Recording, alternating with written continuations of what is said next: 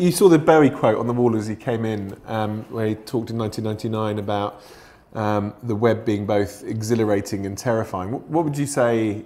What are your views on kind of what's exhilarating at the moment? What's the most exciting bit? Well, I mean, terrifying and exhilarating are two sides of the same coin, aren't they? I mean, it is exhilarating when you're slightly terrified, and I suppose vice versa.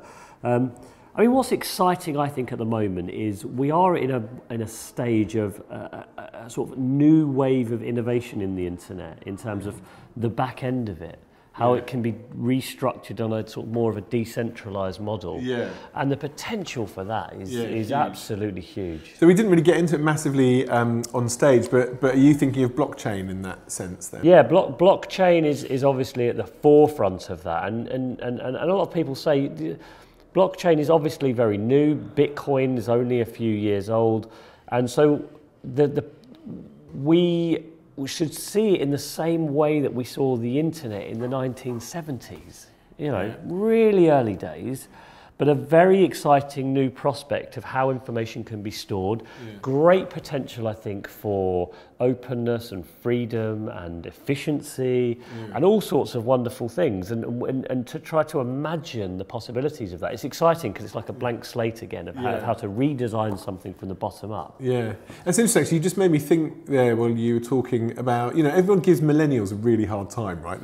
I do as well. That's because I'm jealous as well. I know, because we're just getting old now, right? And it's like, it's not like it was in our day, and they don't go out raving like we used to, and they don't drink beer and all that. But they do seem to be quite nice, actually, when you look underneath it. Like, there is a sort of, I mean, I think Generation X had a social conscience more than their parents. I mean, you could have said the hippies did, but then they went on to destroy the planet and, screw up the housing market. It was very selfish, because it was all about individualism. Yeah, individualism, exactly. Yeah. Which was liberating at the time. Yeah, exactly, because breaking away from social convention, deference and all that stuff. And then I suppose we were somewhere in all of that. But I suppose there was the kind of collectivism of 90s club culture.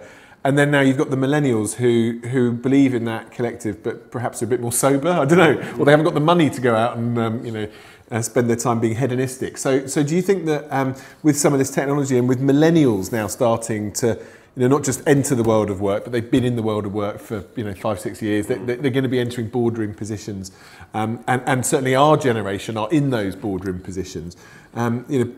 Is that a chance for us to think positively about how things might be organised? Yeah, I do. I agree with you. When I see sort of younger millennials and Generation Zers, I suppose, I'm often very impressed by how thoughtful they are, how sort of forward-thinking they are.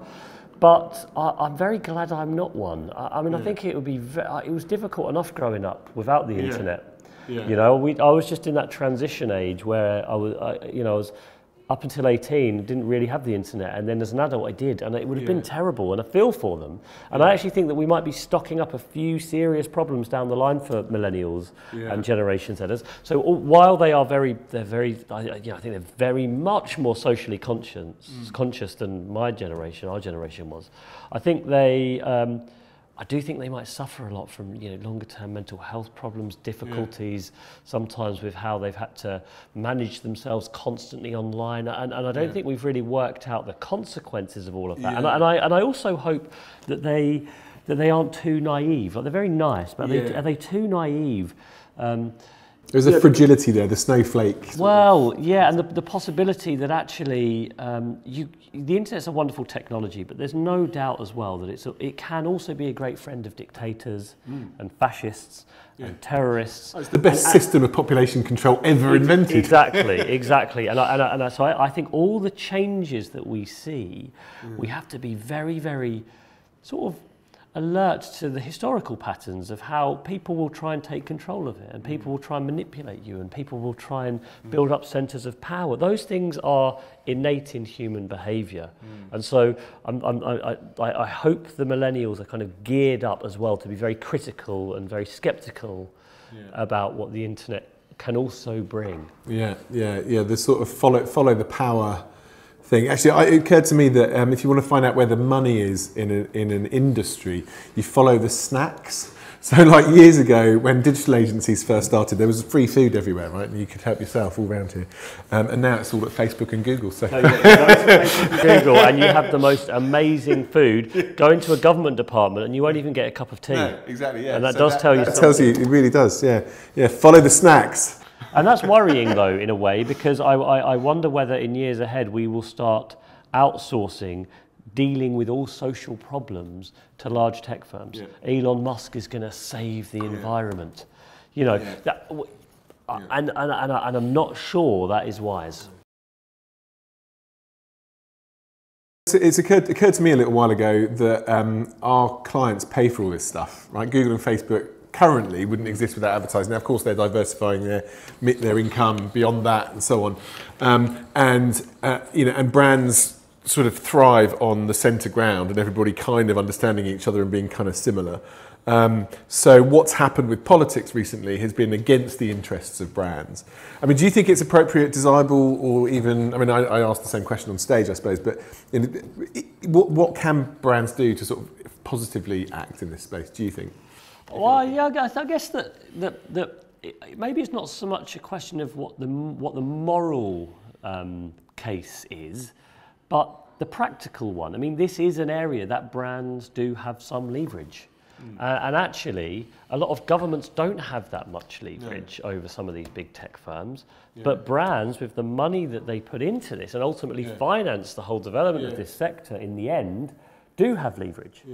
And if brands feel like their products are being advertised against things that they really don't support or are contributing in some way to political polarization and whatever, then I think it's probably in their self-interest to behave responsibly and use the pressure that they can exert on making sure that these platforms are behaving sensibly themselves. Yeah, because you can argue, I guess, well, obviously, the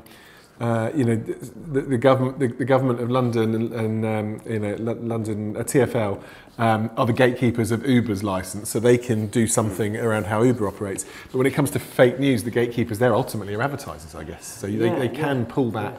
And it's very because it is very difficult actually to bring some of these big companies to heel. They have their own commercial interests and concerns, and we know that they will respond to commercial pressure. Yeah, I mean, interestingly, I know a lot of people in a lot of those companies. They're all pretty similar to us in their views, and I guess in some cases companies would like the relevant headwinds to be there to shape, because they can only act really in the interest of shareholders if they're a public company. So you need to put stuff in there so that you can say to the shareholders, we'll operate differently, I suppose.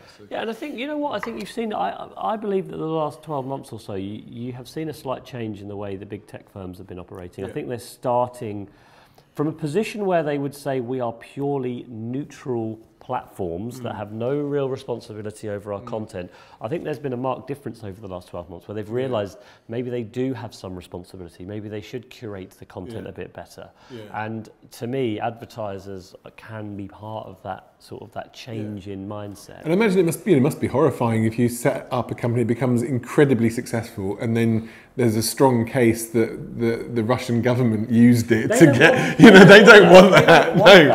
The problem is they're not set up really to deal with it, but there's no way they want that, and they don't want terrorist videos on their site. Exactly, they do. But it can be difficult for them to know quite how to respond. Yeah, exactly. That's and I guess we've got the challenge that governments, still a lot of MPs get their emails printed out, so the possibility that they could deal with it is less, and also just like even just having the language as humans to deal with it is a challenge. It occurred to me recently that like the Sami in northern Sweden have 300 words for types of snow, and we've got one for data. And yet data is everything. Yeah. So you got some new words to suggest then? Yeah, I don't know. We think we need to write them. I was really inspired by the people-centered internet movement. There is an organisation there set up by one of the very kind of founders, self-proclaimed, and by others as well. It's Vint Cerf, father of the internet. There seem to be some very positive opportunities there for people to get engaged and try and architect something a bit different.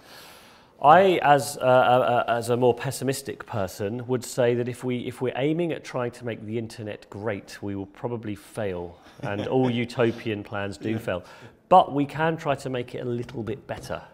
And that might be advertisers, that might be trying to make it a bit more decentralized, that might be trying to make it a little bit less monopolistic. But if we aim at a small improvement, I think that's far more achievable than trying to turn it into this wonderful thing, because it reflects human nature and behavior, and humans aren't great. No. If we want to make the internet great, we've got to make humans great, and that's a massive job. And it's never going to happen. But we can make ourselves a little bit better. I think I'd agree with that.